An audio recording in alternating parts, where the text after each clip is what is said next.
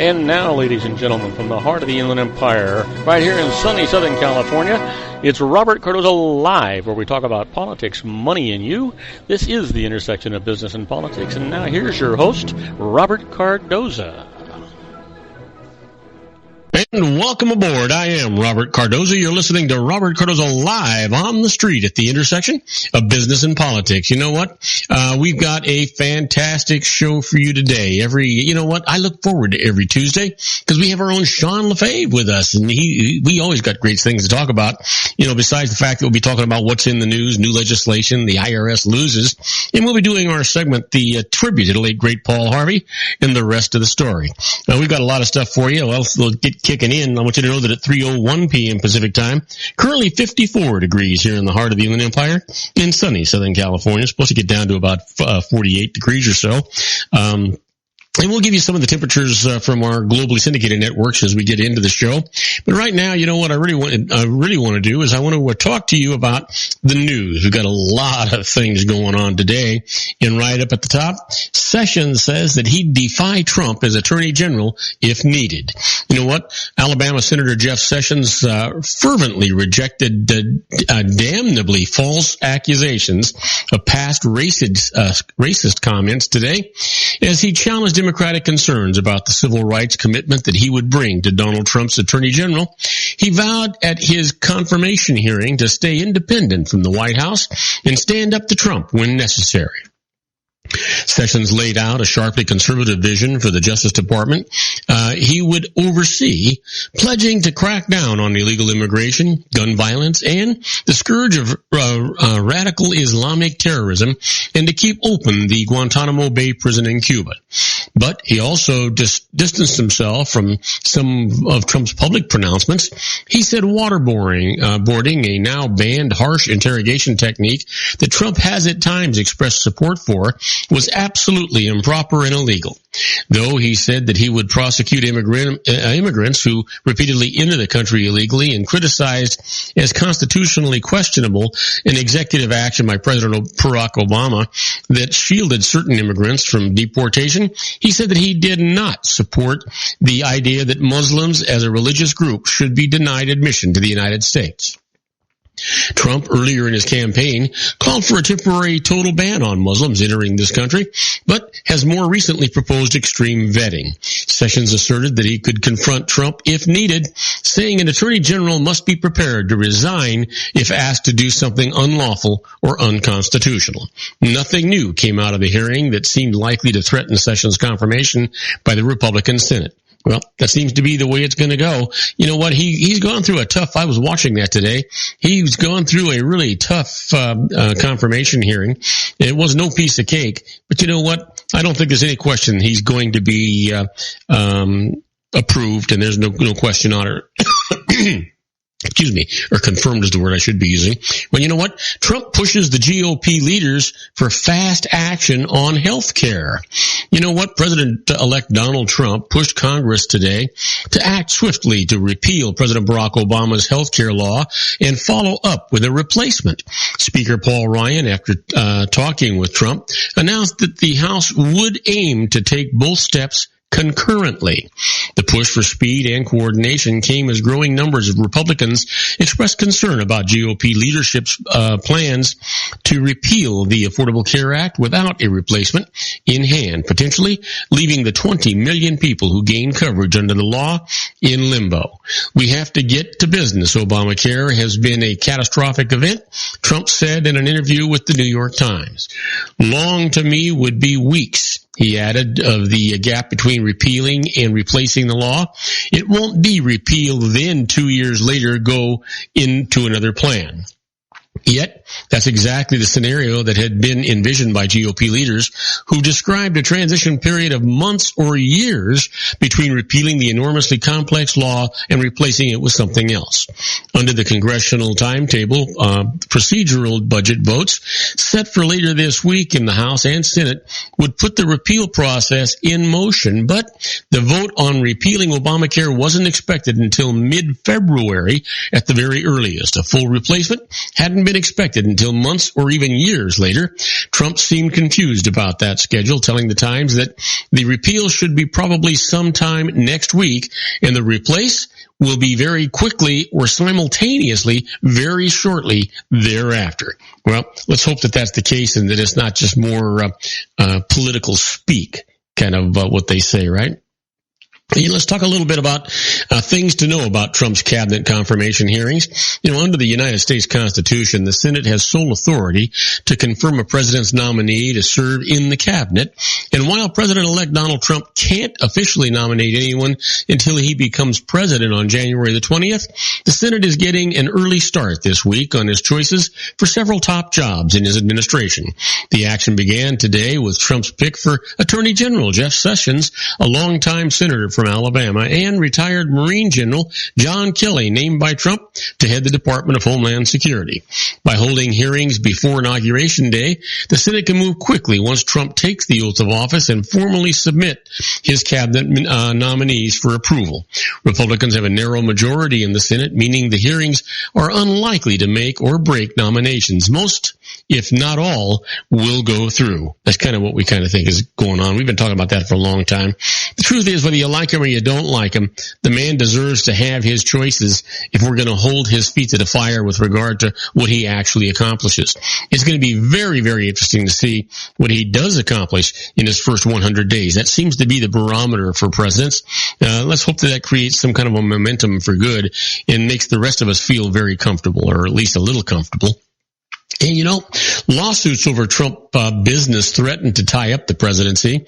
As a businessman, Donald Trump has kept the courts busy. That's hardly likely to change when he enters the Oval Office, creating an unusual and potentially serious problem for a sitting president.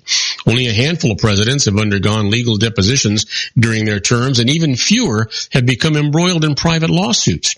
Trump is poised to join that small club. Just last week, the president-elect sat for a deposition in a lawsuit involving his Washington hotel, and he is still tied up in legal disputes that are to proceed after Inauguration Day. Trump is also under investigation by the New York Attorney General over whether he used his charity for personal benefit. Those are only some of the pending matters.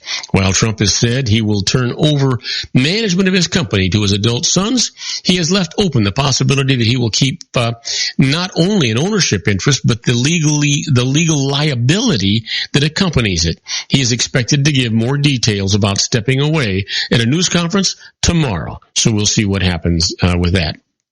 We just got to, before we crucify this guy, it just seems to me that we need to give him a chance. And that's aren't you supposed to do that for everybody?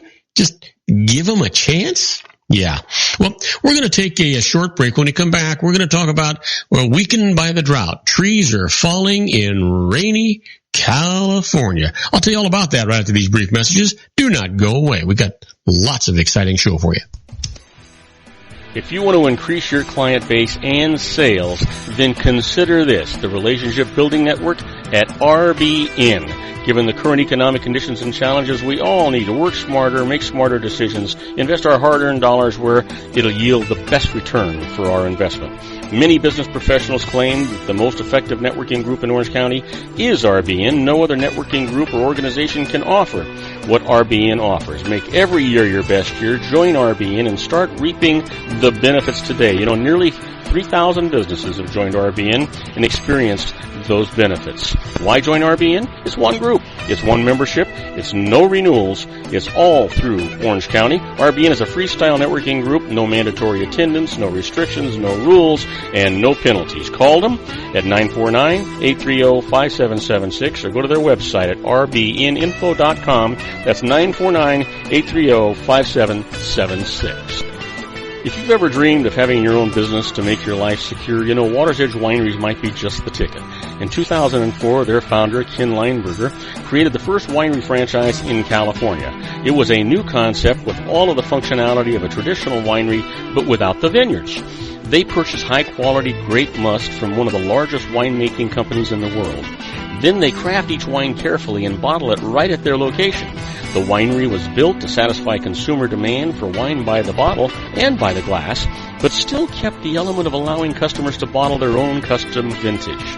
Now, they're opening urban wineries across the United States under the brand Water's Edge Wineries. If you've ever dreamed of owning your own winery, it may be in reach right now from Water's Edge Wineries. Just give them a call at 909-468-9463, extension 700. That's Water's Edge Wineries, 909-468-9463.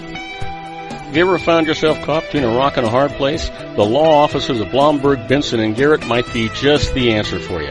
The attorneys of Blomberg, Benson, and Garrett have been serving the Inland Empire since 1989. They're dedicated to the aggressive litigation of civil, criminal, and real estate matters. Over the years, they have recovered tens of millions of dollars for their clients. The firm's practice specializes in litigation of personal injury, accident, slip and fall, real estate, and criminal law cases. The firm provides clients with the care, accuracy, and dedication of experienced attorneys. Blomberg, Benson, and Garrett is located at 10300 4th Street, Suite 150 in Rancho Cucamonga, California. They've been providing the Inland Empire residents with outstanding legal services for over 25 years. They look forward to providing you with aggressive legal representation. Call them at 909-945-5000, where you can talk to a person, not a machine. That's 909-945-5000, the law offices of Blomberg, Benson, and Garrett. And now let's get back to our show where we talk about politics, money, and you.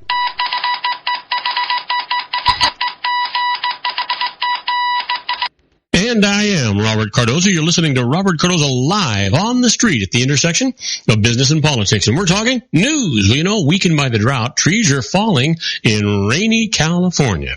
Drenching winter rains combined with the punishing effects of 6 years of drought are causing trees to topple across California, in some cases with deadly results. At least 2 people have been killed in the past month. Seemingly sturdy oaks, palm trees in Southern California, and giant sequoias farther north have been collapsing. Experts say that in some instances, the dry spell had weakened or killed the roots or trunks, and the soggy soil and wind caused the trees to tip over. One woman who struck and killed by a tree while walking on a Northern California golf course on Saturday. A woman posing for photographs as part of a wedding party was killed, and 5 others were injured by a falling eucalyptus tree in Southern California just last month. Another wet, blustery storm headed for California for today, or actually this evening, threatened to knock down many more trees throughout the Sierra Nevada. Pay attention to your surroundings and watch those trees, said Battalion Chief Scott McLean of the California Department of Forestry and Fire Protection. It is a hazard, and you need to be aware of it. Days of back-to-back storms have brought the heaviest rain in a decade to parts of Northern California and Nevada, flooding homes, roads, and vineyards. Some areas got more than a foot in the 72-hour period that ended early on Monday, and then got rained on again on Tuesday. In a state park near the town of Arnold, a beloved giant sequoia that became a drive-through tourist attraction decades ago when a tunnel was cut through its trunk, crashed to the ground during the weekend storm. The ancient tree was sickly and barely alive before the storm. Authorities had no immediate estimate of how many trees have actually been toppled. The epic drought gripping California has killed more than 102 million trees in the Sierra Nevada, in many cases by weakening them so much that they became vulnerable to attack by bark beetles. That's just sad, right? Yeah. You know, for those of you that have never been to California, this is a beautiful state, and it's a shame that these things are actually happening. Well, get ready, because in a final speech, Obama must reconcile his hopes with Trump's. You know, now an elder statesman, President Barack Obama, was returning today to the city where he launched his unlikely political career for one final speech, a parting plea to Americans not to lose faith in their future, no matter what they think about the next president. Obama's final speech as president before thousands who will gather at Chicago's McCormick Place is his last chance to try to define what his presidency meant for America. It's a fitting bookend to what started 8 years ago. It was in Chicago in 2008 that the nation's first black president declared victory, and where over the years he's tried to cultivate his brand of optimism in American politics. You know, We've run our leg in a long relay of progress, knowing that our work will always be unfinished. Obama wrote today in a Facebook post previewing his speech, and we've affirmed the belief that we can make a difference with our own hands in our own time. The president departed Washington in a late afternoon, joined by an array of long-serving White House advisors and people from his past, including Sister Uma Obama from Kenya, First Lady Michelle Obama, daughter Malia, and family friends came along for what the White House said was Obama's 445th mission aboard Air Force One. Obama has said that he's leaving his 8 years in office with two basic lessons: that Americans are fundamentally good and that change can happen. The system will respond to ordinary people coming together to try to move the country in a better direction, he said ahead of the speech.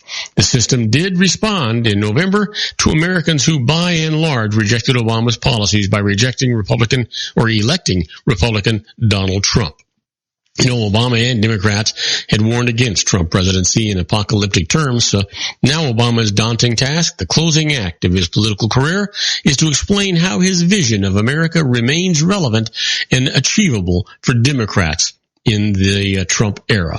No stranger to high-stakes speeches, Obama rose to national prominence on the power of his oratory. But his speech is different, White House officials said. You know, we'll see what happens. It's going to be phenomenal. If you haven't, if you're not going to be able to listen to it, then you should record it. It's going to be monumental and it's going to be historical. You want to make sure that you're certainly listening to this. Well, let's go from that to Dylan Roof. You know who that is, right? Yeah, he's sentenced to death for killing 9 church members. An unrepentant Dylan Roof was sentenced to death today for fatally shooting 9 black church members during a Bible study session, becoming the first person ordered executed for a federal hate crime. A jury deliberated for about 3 hours before returning with the decision, capping a trial in which the 22-year-old avowed white supremacist did not fight for his own life or show any remorse. He served as his own attorney during sentencing and never asked for forgiveness or mercy or explained the massacre. Hours earlier, Roof threw away one last chance to plead for his life, telling jurors, "I still feel like I had to do it." Every juror looked directly at Roof as he spoke for about 5 minutes. A few nodded as he reminded them that they said during jury selection that they could fairly weigh the factors of his case. Only one of them, he noted, had to disagree to spare his life. "I have the right to ask you to give me a life sentence, but I'm not sure what good it would do anyway," he said. When the verdict was read, he stood stoic. Several family members and victims wiped away quiet tears. You know what? I think I'm going to leave it right there. I don't want to give this guy anything more than his 5 minutes of fame.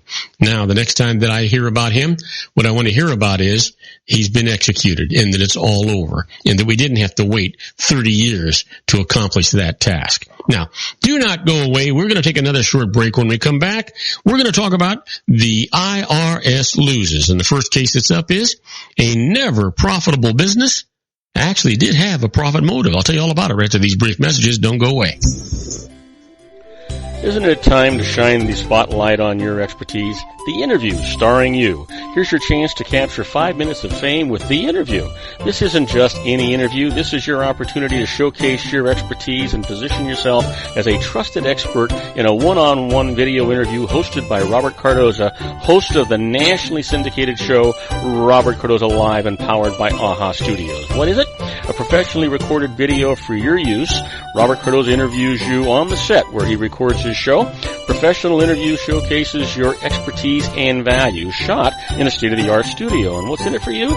Gain credibility as an expert, earn the trust of your target market, educate in a way that intrigues your audience, gain a powerful marketing tool that offers dozens of uses, website, video sharing sites, social media, email, DVDs, direct mail, lobby video, resumes, profile building, all that kind of stuff.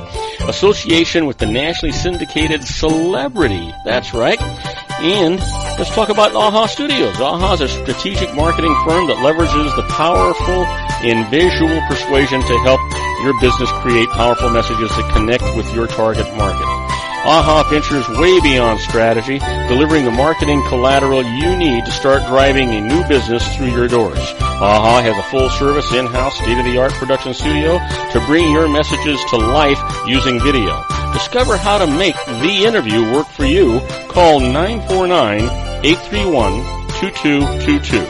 That's 949-831-2222. AHA Image Studios, Incorporated. Dr. Stephen Tidwell, Dental Family Dentistry in a caring, personalized environment. Here at Dr. Tidwell's office, we are dedicated to helping you keep your teeth healthy. We are a state-of-the-art dental practice that still believes in traditional values, such as excellent customer service and individual attention.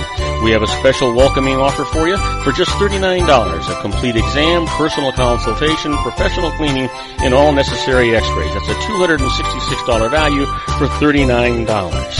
Dr. Tidwell has 2 convenient locations and experienced staff to provide you with professional care and personal attention that you deserve. Call today. Don't delay. A great smile another day. Call 909-944-7308. That's 909-944-7308 for Rancho Cucamonga or San Bernardino.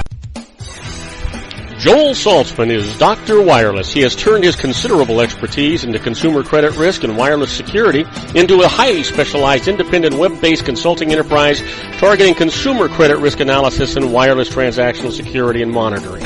He works as a wireless analyst, veteran independent agent, and consumer liaison for most wireless telecom carriers and equipment manufacturers. For more than 20 years, corporate and private clients and media audiences have counted on his unvarnished advice while weighing the technology, performance, and cost differences between Sprint, Nextel, AT&T, Verizon, and T-Mobile. Joel specializes in setting up mobile wireless hotspots to be used for disaster preparedness, business continuity, and mobile wireless merchant processing solutions. Call Dr. Wireless at 310-400-4900 or go to his webpage at drwireless.com. Again, call 310-400-4900 or his webpage at drwireless.com. You'll be glad you did. And now, back to our show.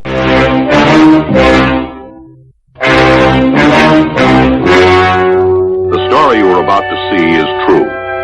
The names have been changed to protect the innocent.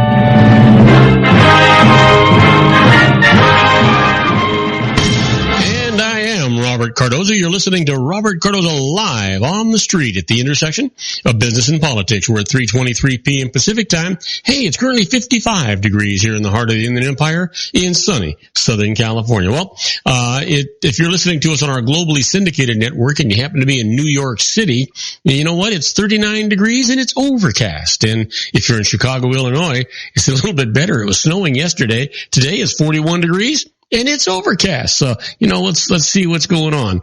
We'll continue to give you our forecasts, for our globally syndicated network as the show progresses. But right now, I want to talk to you about the IRS loses. And our first case up is a never profitable business had a profit motive. So here's the deal.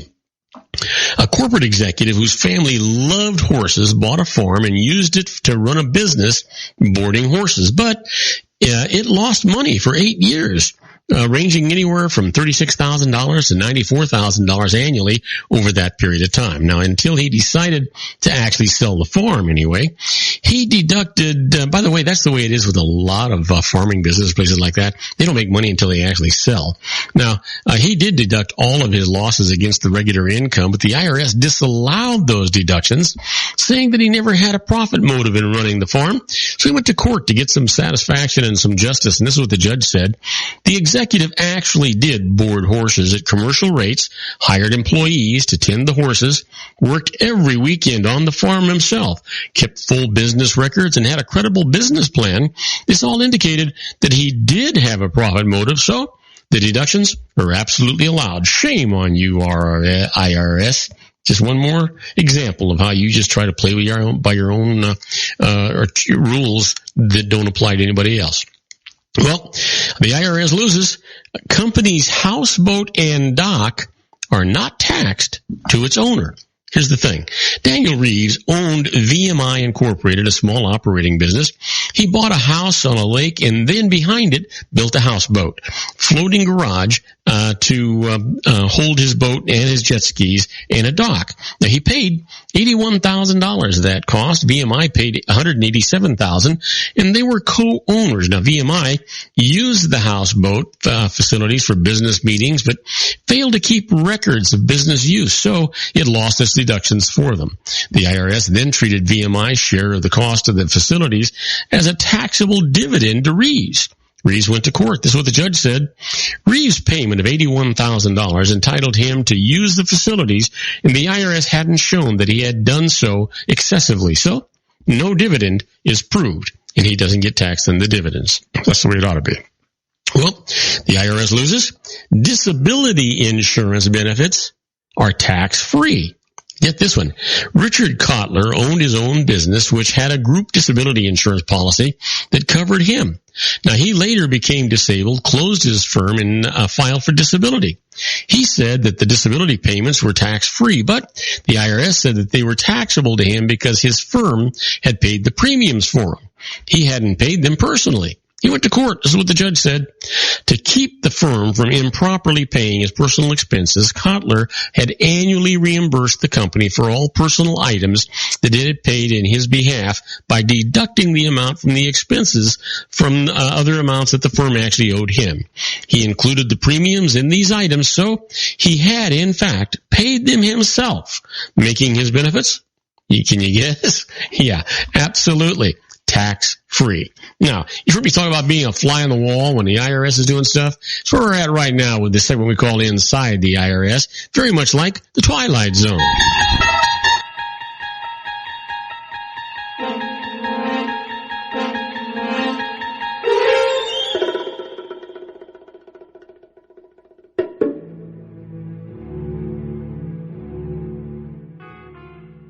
Yeah, well, you know what I tell you all the time. This is not like it's a tax court case, and so you can't really use it that way. But knowledge and information is just invaluable, and so the more things you know, the more things, and the more ways it can help you, especially as it applies to you, and if you're using it with the IRS in mind. Now, here's the one thing, and that is, to know what small business owners are going to jail for these days. I think it's important that we know that. Filing false payroll tax returns, including smaller salaries, or indicating smaller salaries. Restaurant owners in particular seem to be a good target for the IRS investigators. These businesses tend to have at least some employees who are on the books for a portion of their salaries, with the balance of their compensation paid in cash. Now, here's a defense for you. There's not much of a defense that you can be mounted if the IRS can put together 5 or 6 employees who will testify that they were paid in cash, even though the employees will admit that they didn't report the cash on their income tax returns.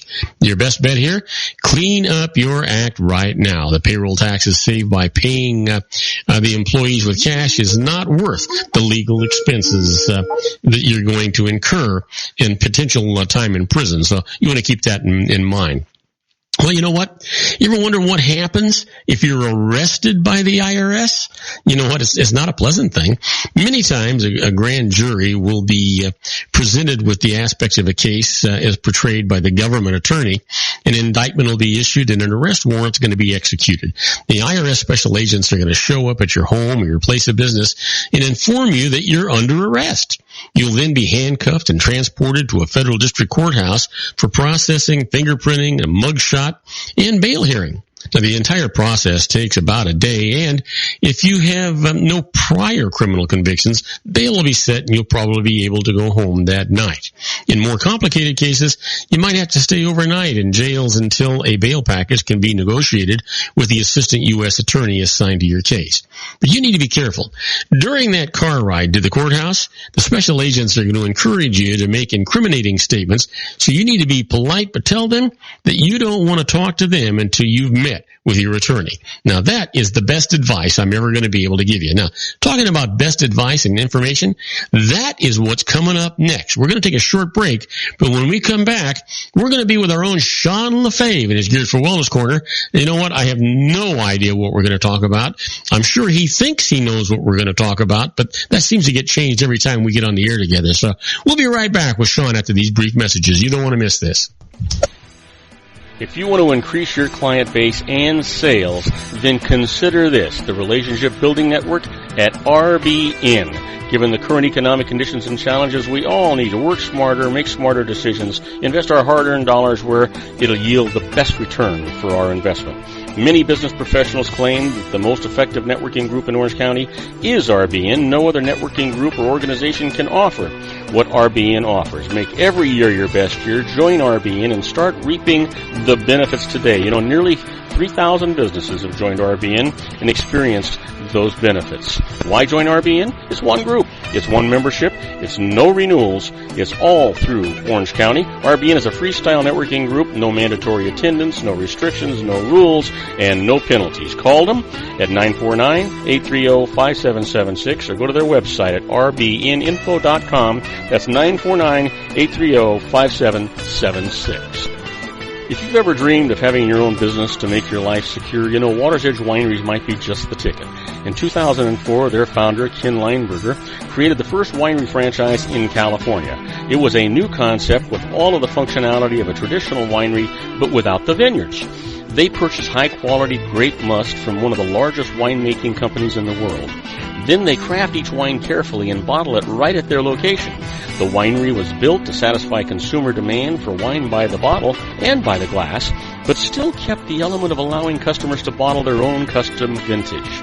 Now, they're opening urban wineries across the United States under the brand Water's Edge Wineries. If you've ever dreamed of owning your own winery, it may be in reach right now through Water's Edge Wineries. Just give them a call at 909-468-9463, extension 700. That's Water's Edge Wineries, 909-468-9463. Have you ever found yourself caught between a rock and a hard place? The law offices of Blomberg, Benson, and Garrett might be just the answer for you. The attorneys of Blomberg, Benson, and Garrett have been serving the Inland Empire since 1989. They're dedicated to the aggressive litigation of civil, criminal, and real estate matters. Over the years, they have recovered tens of millions of dollars for their clients. The firm's practice specializes in litigation of personal injury, accident, slip and fall, real estate, and criminal law cases. The firm provides clients with the care, accuracy, and dedication of experienced attorneys. Blomberg, Benson, and Garrett is located at 10300 4th Street, Suite 150 in Rancho Cucamonga, California. They've been providing the Inland Empire residents with outstanding legal services for over 25 years. They look forward to providing you with aggressive legal representation. Call them at 909-945-5000, where you can talk to a person, not a machine. That's 909-945-5000, the law offices of Blomberg, Benson, and Garrett. And now let's get back to our show where we talk about politics, money, and you. And now, ladies and gentlemen, coming to you from his personal meditation lounge in Orange County, California, a professional dedicated to conquering many chronic conditions from autism to weight loss and everything in between. The nationally recognized wellness coach, consultant, and lecturer, Sean LaFave, in his Geared for Wellness Corner. And I am Robert Cardoza. You're listening to Robert Cardoza live on the street at the intersection of business and politics. We're at 3:33 p.m. Pacific time. Currently 55 degrees here in the heart of the Inland Empire in sunny Southern California. Well, if you're listening to us on our globally syndicated network and you're in Cleveland, Ohio, well, it's 42 degrees and it's raining. But you know what? If you're in Wichita, Kansas, it's shirt sleeve weather. It is gorgeous out there. It's 51 degrees and it's partly cloudy. And I think Sean's probably going to go for a walk right after this broadcast. Hey, Sean, how you doing, buddy? I'm doing awesome, Bob. How are you doing? Well, you know what? I'm actually watching the animals line up 2 by 2 outside the studio window here. Make sure you take the last of those 2 mosquitoes and swap those suckers before they get on. I'm going to smack them suckers. Why any idiot would you don't actually have to smack one of them. So, you know. So anyway. not taking any chances. I'm smacking both of them. That's why God gave me two hands. I lived in California a lot, but I moved there, 3.5 years ago or just roughly, and it hardly ever rains there. And all of a sudden now I'm in Kansas, and it seems like you guys are getting monsoon season there, which I'm glad I'm not there for it. But man, everyone I talk to just keeps telling me about all the rain you're getting. Yeah, we are getting a ton of rain, and been a number of deaths too, Sean, as a result of it. Remember in the giant sequoias, the big tunnel tree? Yeah. The big tunnel tree actually fell over, killed a lady, and has been there for over 200 years. Yeah. Wow, that's terrible. Wow. Yeah. So I just a lot of catastrophic things going on out here, and then of course we've had the drought for 6 years. You're well aware of it. We've had the drought for 6 years, so a lot of the roots became rotted and they got undermined, and now with all this extra rain, they're all loose and trees are just toppling. I saw a report where the Sierras have lost over 1 million trees. Wow. That's amazing. Yeah, big stuff. Anyway, let's talk about more pleasant things. Are there more pleasant things? You know what? There are, for sure. Oh. 2 days ago, it was my birthday. I know. Yeah, and I was trying very hard to be the very first person to acknowledge it. But you were, I think with that email you sent, you may very well have been. I can't remember when I got that email from you. Well, no, you told me you were dancing with Sally when you got that email, so she must have been the first person to wish you a happy birthday. I guess so. You're right. Yeah, because that was out. Yeah, I was out Saturday night. We went up to some bar up in Salina, Kansas, and it was funny. It was a little country bar. Salina, Kansas is a small town, but I'd say it's a great bar. I've never been there before. It was a great place. They had a wide range. You had people all the way from their 20s up into their 80s, and everybody out dancing and shooting pool, and it was just the only thing it was missing was a mechanical bull. It would have been perfect. Well, Sean, Salina must be quite a bit smaller than Wichita, right? Oh, significantly. So does it have some kind of ambiance that would draw you there? We just happened to be up in that area. Oh, Saturday, we were up in that area, actually helping someone demolish their bathroom because doing a remodel. I learned something new that I didn't know you could do, and was very excited about doing it. Of course, I'm sure you. You're not going to tell me you learned how to use an outhouse. I learned that a long time ago. In fact, when I was a kid, we lived in Montana for a summer. We lived in Montana quite a few times, but one particular summer, we lived in a house that had no indoor plumbing or electricity, and we actually had to use an outhouse that was, obviously outside of the house. That's kind of.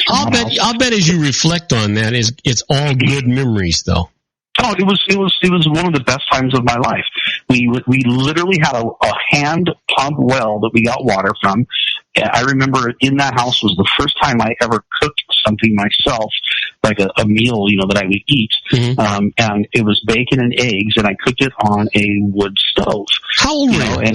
How old were you, Sean? See, I would have been 6 or 7 years old. Oh, wow. You're a young little guy. Yeah, I want to say I was. Obviously, now that I think about it, I think I was 7. So yeah, it was. We had bought this land out in Montana, and it was right near a lake. And we eventually, for a while there, we ran off of a generator. We had a generator that ran all the time, and a diesel generator to give us power. And eventually, we got the city to get. There was power, I think, within about a mile or so of where we were. We finally were able to get power out to our place, and so we were able to we brought in actually a mobile home, and lived in an 80-foot long mobile home for a while out there. Oh gosh, progress just ruined your lifestyle. Oh, it did. It ruined everything. I know. We ended up getting an electric pump, so I didn't get to go out and hand pump the. But I tell you what, we had this right next to the house that we lived in for that summer, which we eventually demolished because it was just really run down. The attic was filled with bats and all kinds of stuff. But we had this log cabin that was built back in the 1800s, and we added an addition to the front of it and turned it into a convenience store store, like like a general store out there by the lake, so people could buy milk and eggs and fishing supplies and pop and beer and whatever. And wait a minute, hey Sean, hang on. You said pop, not pot, right? Pop, P-O-P, yeah. Or just soda or Coke, whatever part of the country you're from. Yeah, that's soda pop. Yeah. But there was a crawl space under there, and it was literally a crawl space. There was not enough room to really move around much in there. And we dug out a cellar underneath that cabin by hand over the summer. And I mean, I used a shovel and a pick and a wheelbarrow, and that's how I spent my summer, was digging a hole in the ground that was deep enough that a man over 6 feet tall could get down there and walk around, and that's where we stored all our supplies for the store, all the excess, non-perishable stuff like.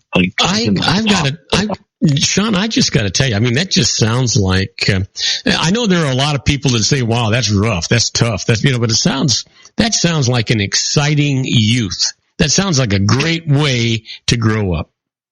It was a great way to grow up, and I didn't think of it as hard work. I mean, yeah, you gotta, the hardest part was, once the wheelbarrow was full, because, I wasn't a very big guy. Yeah. I was just a kid, but was taking the wheelbarrow. But yeah, we brought in, we had someone come with a backhoe, and they dug a channel so we could walk down, and then of course they couldn't get the backhoe under the cabin, so they just dug a pathway in to where we could walk down, and then I just started on the wall and just started digging and digging and digging, and literally we spent an entire summer digging by hand a cellar out underneath that log cabin, and of course we supported it with the I think it was, I can't remember if it was steel poles, I think, along the way so that it wouldn't collapse. And it was great. I have very fond memories of it.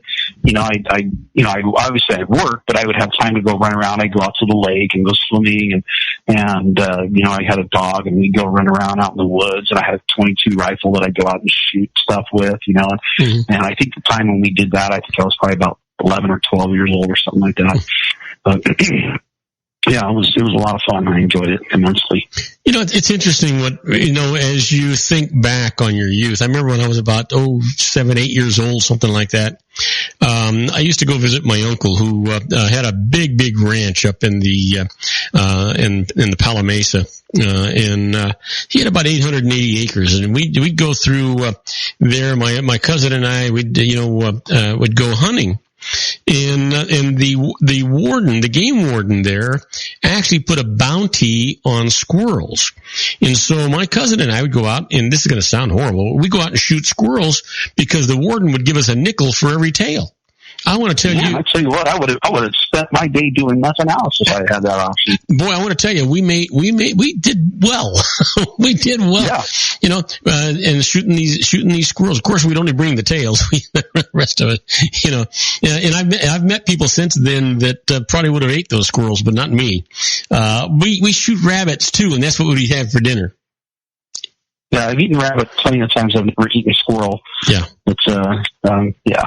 So anyway, so I was, like I said, I grew up, I dug that thing, I swung a pickaxe, I chopped wood, I swung a sledgehammer, I did all that stuff growing up, and glad I did. It was a great childhood. And it gave you a good work ethic too, didn't it? Because I'll bet you didn't even realize that you were doing anything other than your share.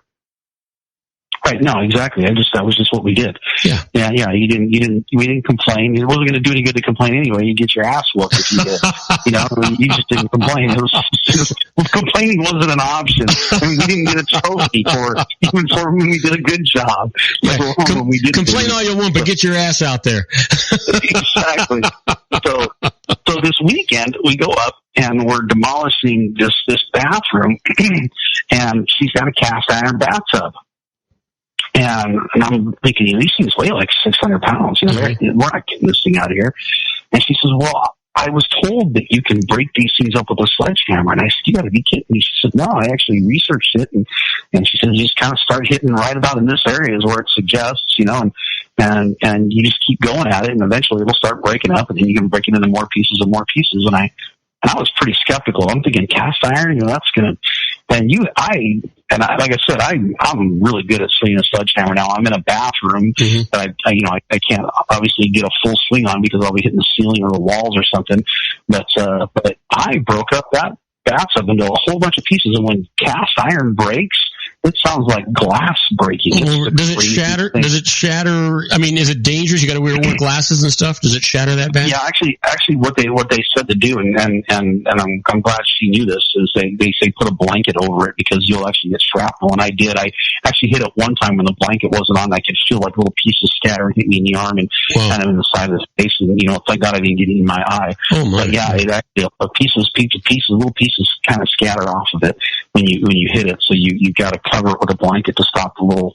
I don't know if it's the paint or if it's the iron itself or what it is that are the little pieces that are flying up when you hit it. But when you get the blanket over it, obviously it's not. So had you given any thought to refurbishing that? Because those claw-footed cast iron bathtubs are worth a whole lot of money. Yeah, this wasn't a claw-footed one. It was just a flat one that you insert. It looks like a regular tub, If it was claw-footed, we probably would have figured out a way to get it out of there, and someone probably would have bought it. Usually stuff like that, you could sell it, someone will come take it away for you. Yeah. But yeah, so we broke it up. It wasn't worth keeping. So this was not a birthday celebration trip. You actually were up there to work to do you had a purpose. That was Saturday, and then as a reward for hard manual labor all day Saturday, I got to go dancing Saturday night. So.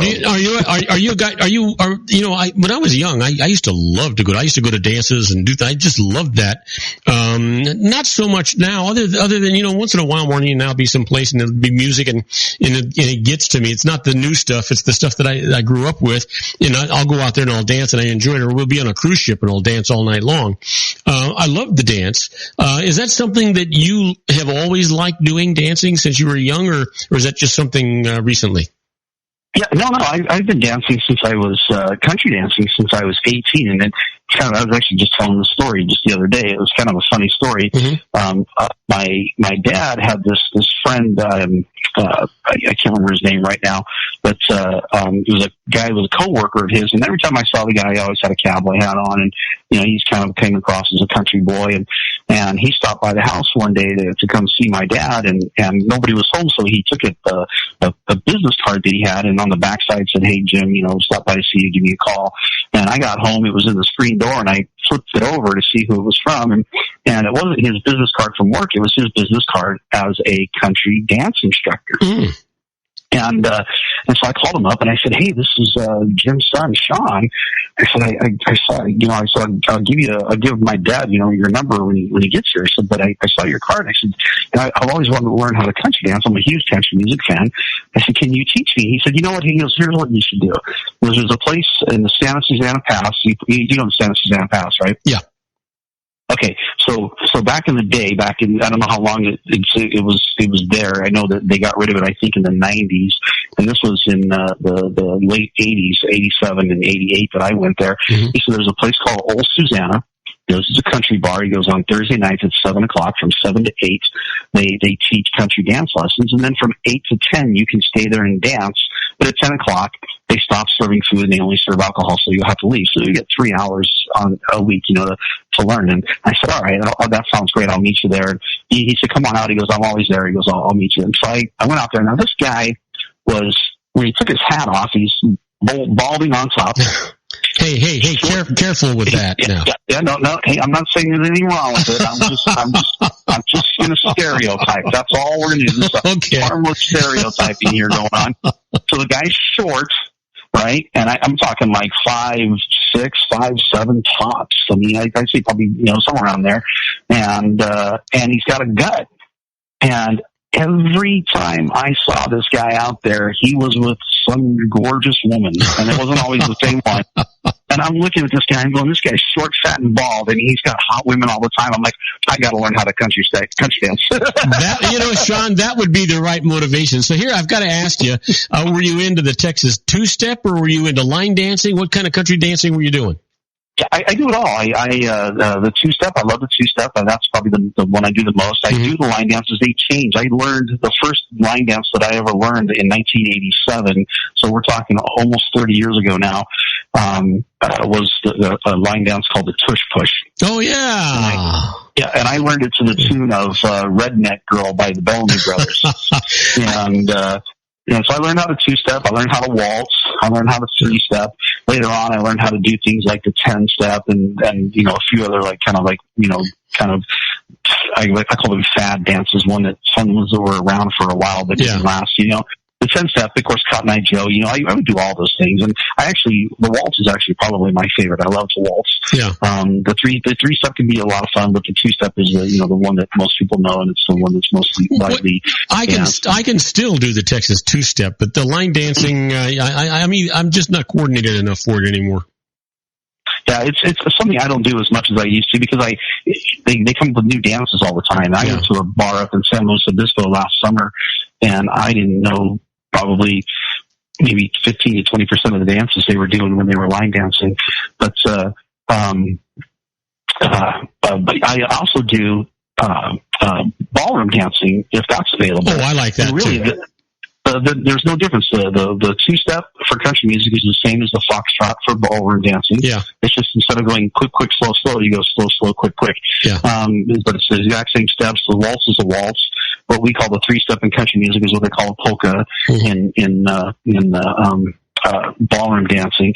And I actually, years ago, I used to go with this group that they would invite us out. Every once in a while, they would let us youngsters go out, and it was a 55 and up crowd. And every now and then they'd have nights where anyone could show up, and we'd show up, and we're in our 30s, and there's people in their 60s, 70s, 80s, and even in their 90s out there. And I'll tell you what, this crowd, once the music hit, boom, they were all out on the dance floor. Yeah. I mean, I'm guessing they're probably going, we don't even know if we're going to be able to dance next week, so we're just going to go get it done right now. And I was out there dancing one time, and so we can kind of work this into our the whole health segment of our show now. And I said, when I was dancing, I said, gosh, look around. I said, what do all these people have in common? And she goes, they're all old. And I said, well, besides that, and I don't know. I said, they're all fit. Yeah. They're all in healthy. good shape. Yeah. They're healthy people. And I'm like, I don't know if they're dancing because they're healthy or they're healthy because they're dancing, but I'm thinking, movement, as they say, motion creates emotion. And, you got to constantly move because you're either in a state of repair or a state of decline. You're either growing or you're dying kind of thing. And I'm thinking, as long as you're moving, you're still alive. Yeah. And so these people were out there. They were, I'm talking, we'd leave and people, in their 80s and 90s are still out there dancing, 3 hours later. And I'm going, man, I can't even keep up with them. But it was a lot of fun. So I always enjoyed it, since I was adult. For sure as a kid, I did the hip hop dancing and all that kind of stuff. But as far as country dancing, I really enjoy the aspect of holding your partner, working in unison with another person instead of I don't know why this came into my mind, and I don't know if you're old enough to remember. Do you remember doing the stroll? You're probably too young for that. They had a dance. They had a dance that they called the stroll, and all the men would be lined up on one. Yeah. All the men would be lined up on one. I know what the stroll is, but they didn't do it when I was a kid. Oh, yeah. We used to do the stroll. We used to do all those things. Twist. Yeah, dancing is a lot different than it used to be.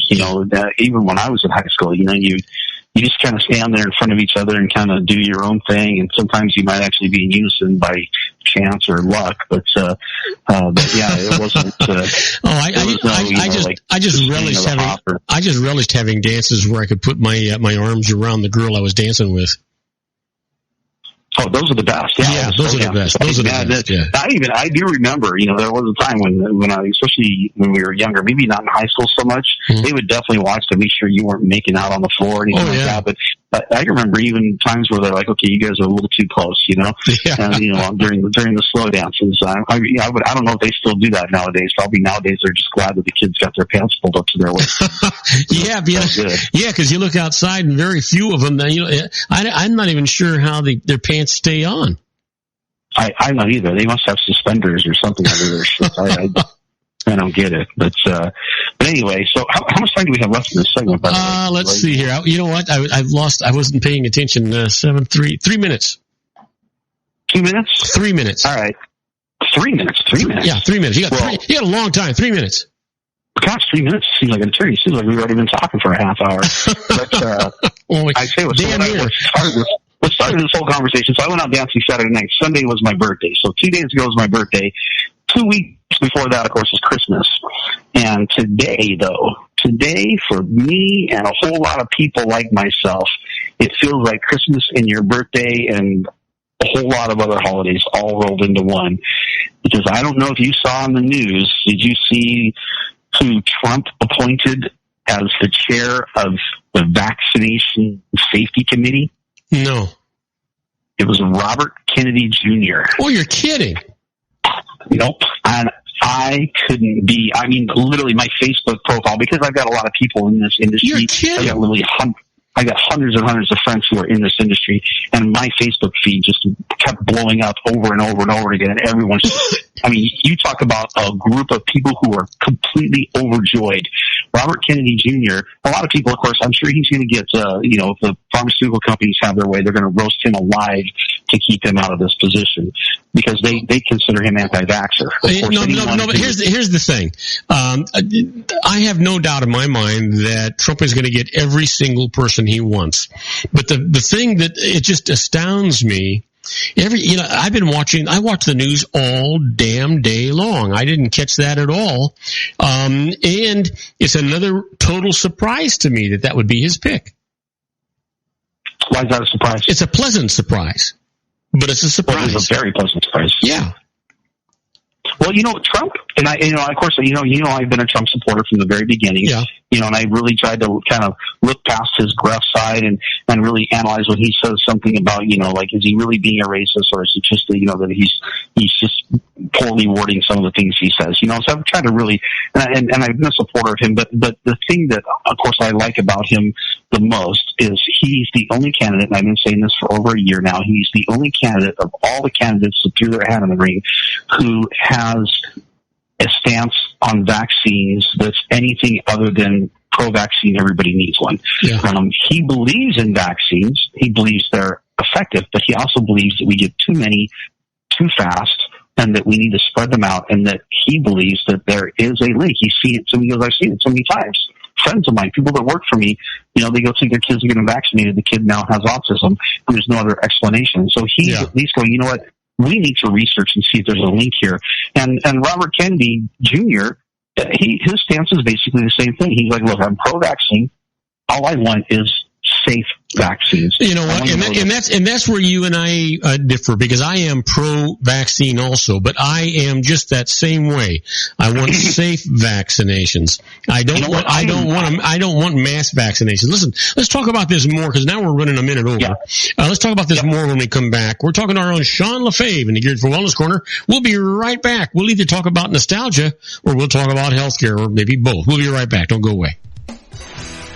If you want to increase your client base and sales, then consider this, the Relationship Building Network at RBN. Given the current economic conditions and challenges, we all need to work smarter, make smarter decisions, invest our hard-earned dollars where it'll yield the best return for our investment.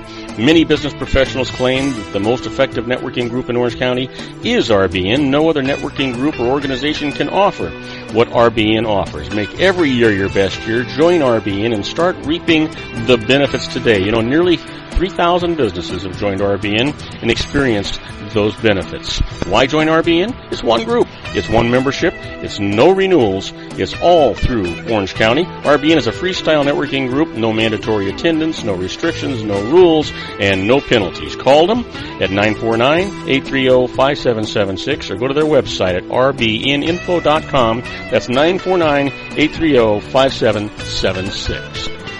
If you've ever dreamed of having your own business to make your life secure, Water's Edge Wineries might be just the ticket.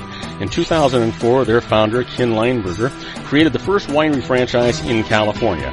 It was a new concept with all of the functionality of a traditional winery, but without the vineyards. They purchase high-quality grape must from one of the largest winemaking companies in the world. Then they craft each wine carefully and bottle it right at their location. The winery was built to satisfy consumer demand for wine by the bottle and by the glass, but still kept the element of allowing customers to bottle their own custom vintage. Now, they're opening urban wineries across the United States under the brand Water's Edge Wineries. If you've ever dreamed of owning your own winery, it may be in reach right now through Water's Edge Wineries. Just give them a call at 909-468-9463, extension 700. That's Water's Edge Wineries, 909-468-9463. Have you ever found yourself caught between a rock and a hard place? The law offices of Blomberg, Benson, and Garrett might be just the answer for you. The attorneys of Blomberg, Benson, and Garrett have been serving the Inland Empire since 1989. They're dedicated to the aggressive litigation of civil, criminal, and real estate matters. Over the years, they have recovered tens of millions of dollars for their clients. The firm's practice specializes in litigation of personal injury, accident, slip and fall, real estate, and criminal law cases. The firm provides clients with the care, accuracy, and dedication of experienced attorneys. Blomberg, Benson, and Garrett is located at 10300 4th Street, Suite 150 in Rancho Cucamonga, California. They've been providing the Inland Empire residents with outstanding legal services for over 25 years.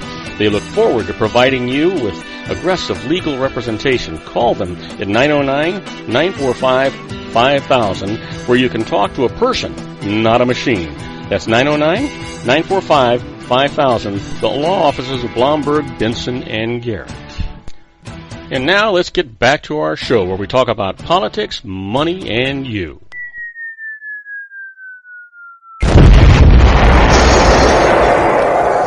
And I am Robert Cardoza. You're listening to Robert Cardoza Live on the Street at the intersection of business and politics. We're at 4:01 p.m. Pacific time. Currently 54 degrees here in the heart of the Inland Empire in sunny Southern California. And if you're listening to us on our globally syndicated network and you're in Paris, France, you lucky dude, it's 41 degrees and it is overcast. And if you're in Rome, Italy, it's 30 degrees and it's clear. You know what? It's cold in both places. It's also 1 o'clock in the morning tomorrow morning. So you know what? It's time for you to take your nightcap, go to bed, and wake up to a beautiful city. We're talking to our own Sean LaFave in the Geared for Wellness Corner. And when we left, we were talking about vaccinations and Robert Kennedy Jr.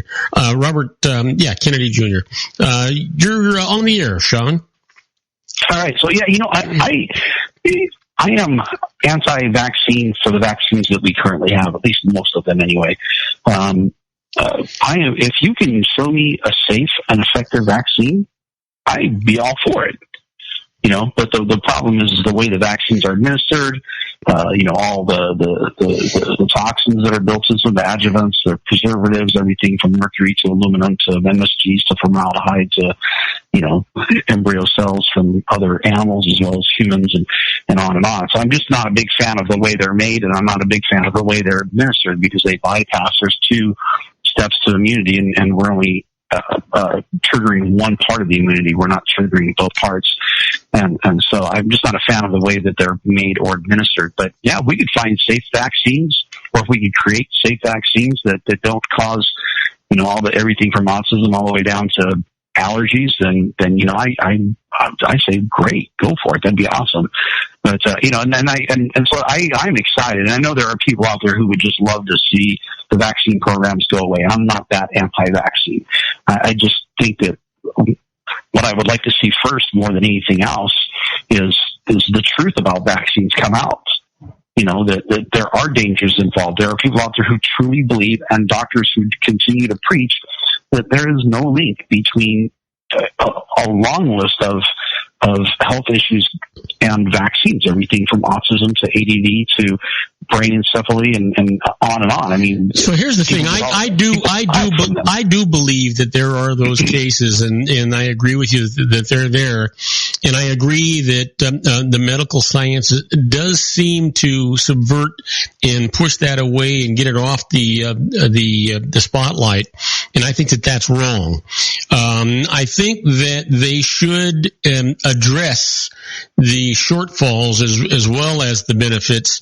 And I think that they should stop trying to give us these massive doses of vaccinations, as opposed to I think a well-prescribed spread out of these vaccinations where they're indicated or where they're needed. You know what, Sean, I got to tell you, I don't know about you, but it just seems to me that everybody, and I mean everybody, lies to us. Whether it's the government or it's the FDA or it's the drug companies or even the physicians. If physicians if you're going to have surgery, they'll tell you what the odds are of recovery, or if you get cancer, they'll tell you what the odds are of recovery, right? Right. Well, why don't they tell you what the odds are of you getting autism for taking vaccinations? Sure, because it would create fear and paranoia and panic, and nobody would want to get the vaccines. And this is a multi-billion-dollar industry, so of course they don't want the truth. They don't even want to give you the insert. I've talked to people who ask for the insert, and the nurses or whoever's giving them a shot, whether it's the doctor or the nurse, kind of huff and get all dramatic about it, like they're asking for their firstborn or something like that. I'm like, no, I just want to see the insert. Yeah. And I've had medical doctors roll their eyes at me for asking a very simple question. I think I was with a friend who had polycystic ovarian syndrome, and she was at the doctor's office, and all I asked this guy was, well, what causes this? This is a pretty legitimate question, because you're not supposed to have cysts on your ovaries. A healthy ovary has no cysts on it. There's a reason why they call it polycystic ovarian syndrome, because they're not supposed to be there. I asked this guy, I said, he was looking at her, and I said, well, what causes that? This got me cysts. And this guy literally rolled his eyes up, got this look on his face like, why am I having to answer this stupid question? He looked at me, and in a very stern voice, he goes, nothing causes it. It just happens sometimes that way. And I said, oh, okay, thanks. Because I could tell this guy clearly didn't want to have a conversation. He didn't want to. That is just BS. Everything. I believe that everything is a system of cause and effect.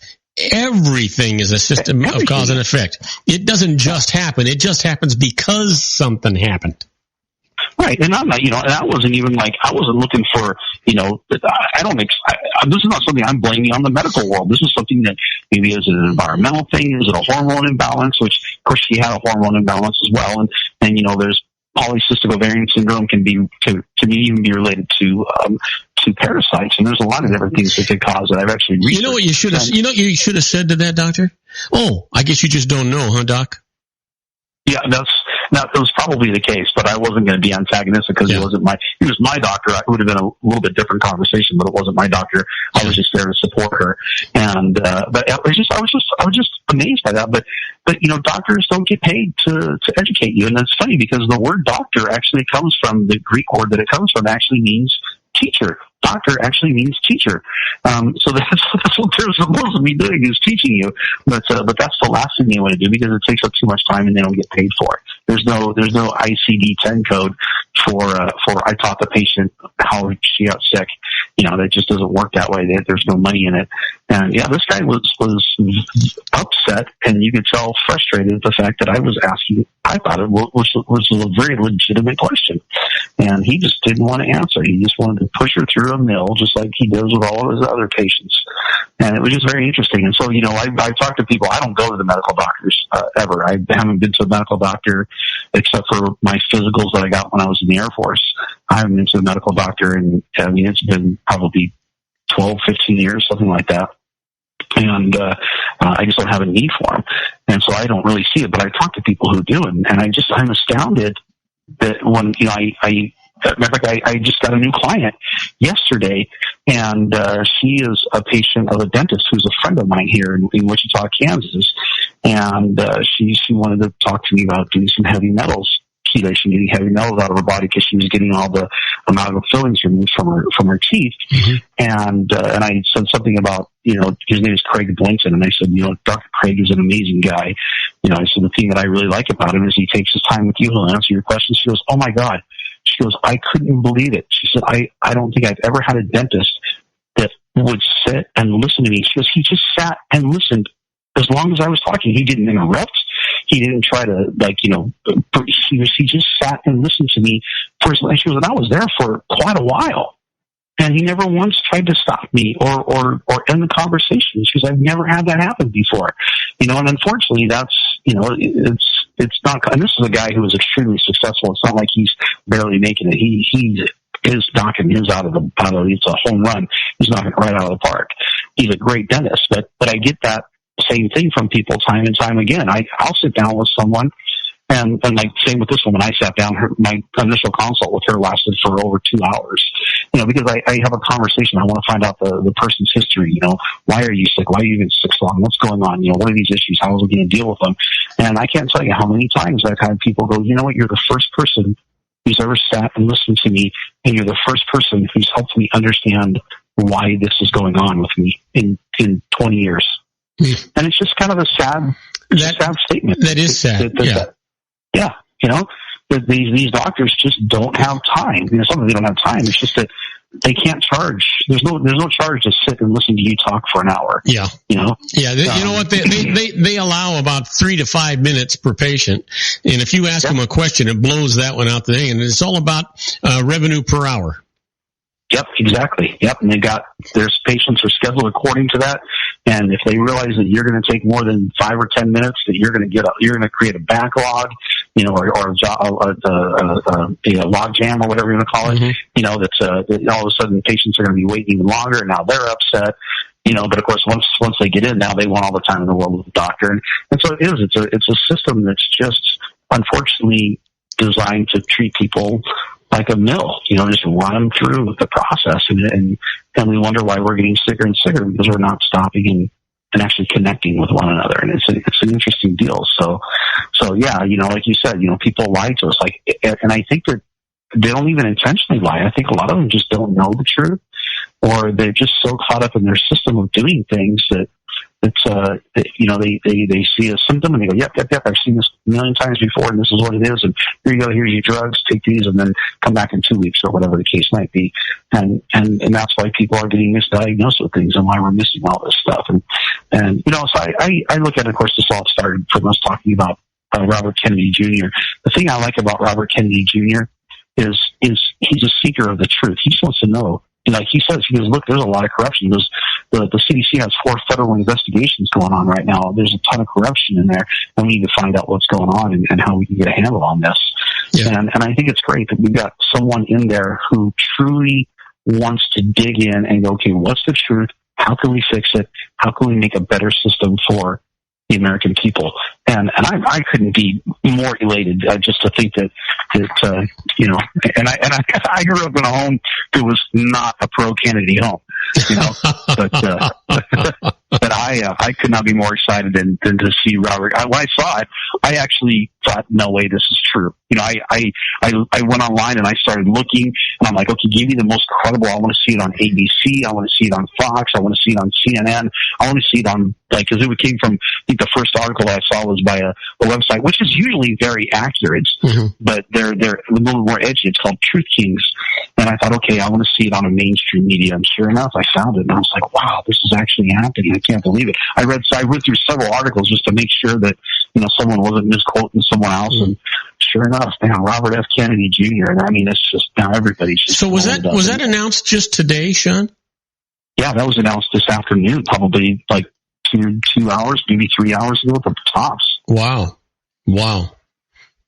That's amazing. So, yeah, I'm excited. I'm excited to think, that, like I said, I bet the pharmaceutical companies can do everything they can to roast this guy alive, but he'll get in, and I think that he'll dig, and I firmly believe that he'll make the truth come out. And I think that's all that anybody really wants, is we just want the truth. And, and like you said, people lie to us, and we're just tired of being lied to by people at all levels, and whether it's your plumber or your doctor or your politician or whatever. So it's exciting to think that we may have someone in there who is an advocate for those of us who are saying, look, there's a problem. We're destroying an entire generation of kids right now with what we're sticking in their bodies. We need to do something with it.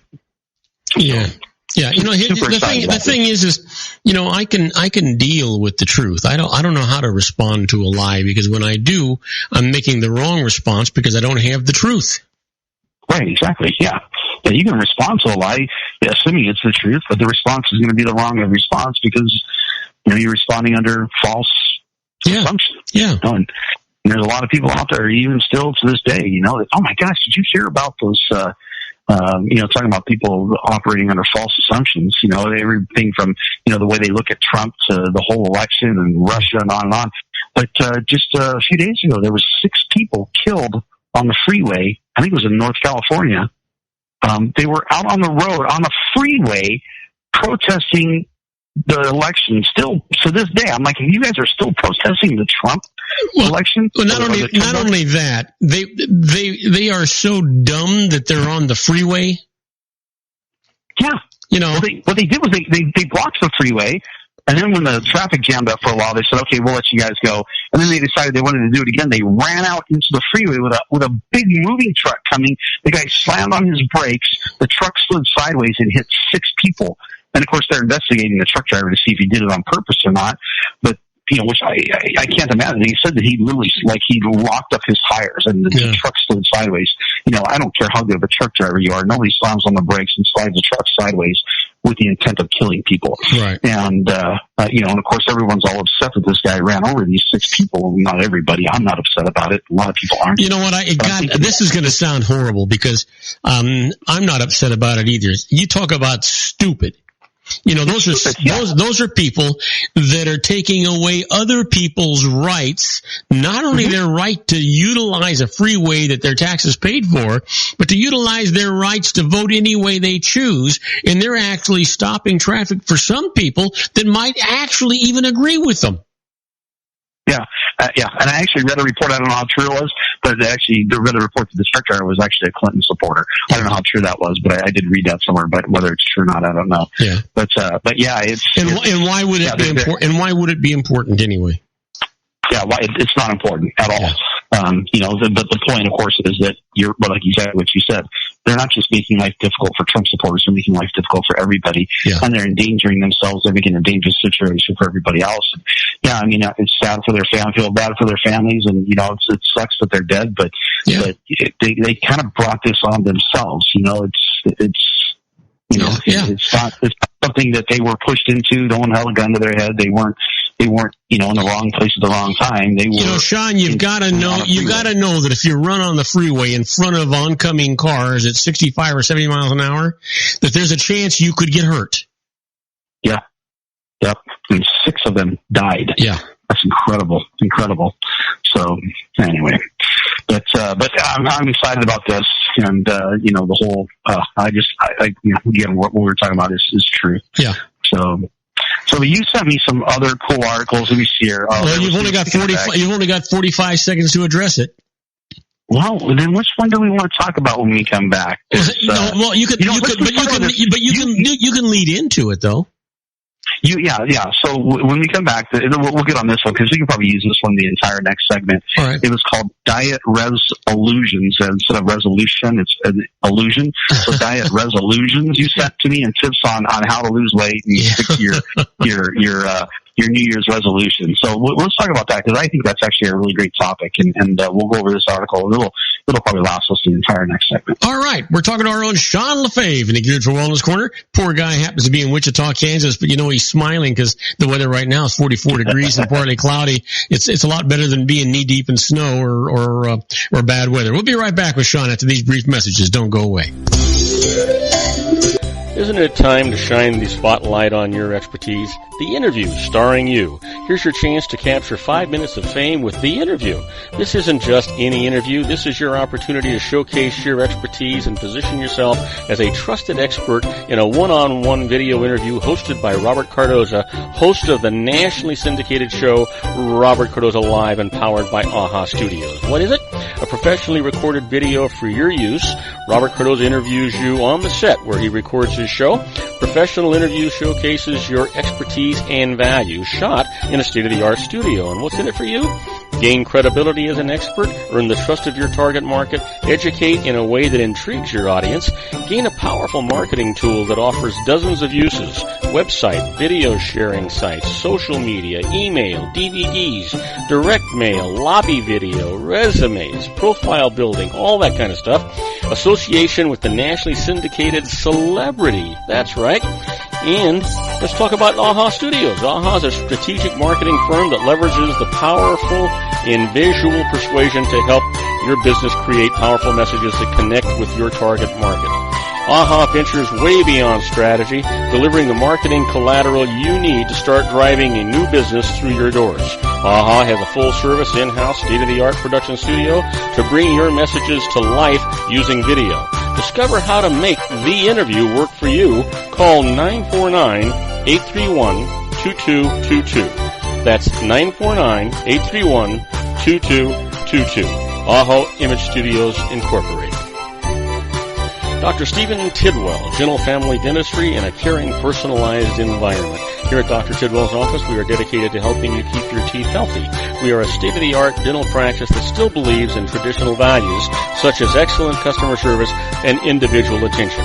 We have a special welcoming offer for you for just $39, a complete exam, personal consultation, professional cleaning, and all necessary x-rays. That's a $266 value for $39.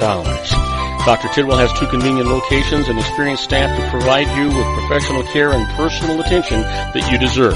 Call today. Don't delay. A great smile another day. Call 909-944-7308. That's 909-944-7308 for Rancho Cucamonga or San Bernardino. Joel Saltzman is Dr. Wireless. He has turned his considerable expertise into consumer credit risk and wireless security into a highly specialized independent web-based consulting enterprise targeting consumer credit risk analysis and wireless transactional security and monitoring. He works as a wireless analyst, veteran independent agent, and consumer liaison for most wireless telecom carriers and equipment manufacturers. For more than 20 years, corporate and private clients and media audiences have counted on his unvarnished advice while weighing the technology, performance, and cost differences between Sprint, Nextel, AT&T, Verizon, and T-Mobile. Joel specializes in setting up mobile wireless hotspots to be used for disaster preparedness, business continuity, and mobile wireless merchant processing solutions.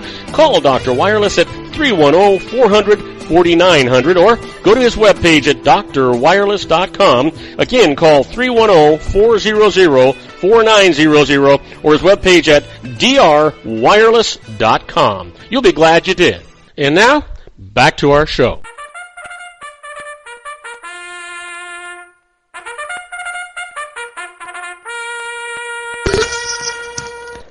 And I am Robert Cardoza. You're listening to Robert Cardoza live on the street at the intersection of business and politics. We're at 4:21 p.m. Pacific time. Hey, still 54 degrees outside. We're waiting for the rain to start pouring down in buckets again. And if you're listening to us on our globally syndicated network, well, if you're in London, England, it's 45 degrees and partly cloudy. If you're in Vienna, Austria, it's 10 degrees and it's clear. But if you're over there with my good buddy Sean LaFave, well, you'd probably be dancing the waltz right now. You know what? I want to remind you that coming up, we're going to be doing our tribute to the late, great Paul Harvey, and the rest of the story. Today's story is going to be all on his mind. You're not going to want to miss it. It's a fantastic story. Hey, we're talking to our own Sean LaFave. Hey, Sean, you got the microphone. All right. So you sent me this article. It's a great article, too, by the way. It's on, almost all of them you send me are great articles, but I really like this one because it's about, not only setting New Year's resolutions, but setting them in a way that you can stick to them, that you're not going to, drop them by the wayside and how to really follow through. And there's some great advice. And it talks about, everything from how you make changes to how you set goals and so on. And I thought this is, it's the first of the year and this will be a great topic to discuss. And I like the part where they say, to start, make your goals they call them SMART, and that's an acronym, meaning that they are specific, measurable, attainable, relevant, and time-bound. And I couldn't agree more with that. And I know for me, I'm a very goal-oriented person. I'm not, by nature, a very competitive person. I know that there are, like I was talking to somebody that there's I think it's called Orange Theory, is a gym that's fairly new. I don't know how long it's been around, but they've got them here. And I guess they've set it up to where you kind of compete with everyone else in the gym and they make it this fun event and everything. And that kind of thing doesn't appeal to me. Me either. Matter of fact, that's a downer for me.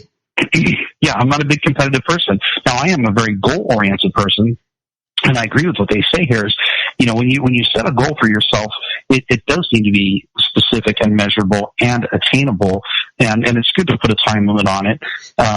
You could say something as simple as, well, I just want to get more healthy. Well, that's so vague, it's ridiculous. Even just say, I want to lose weight is very vague.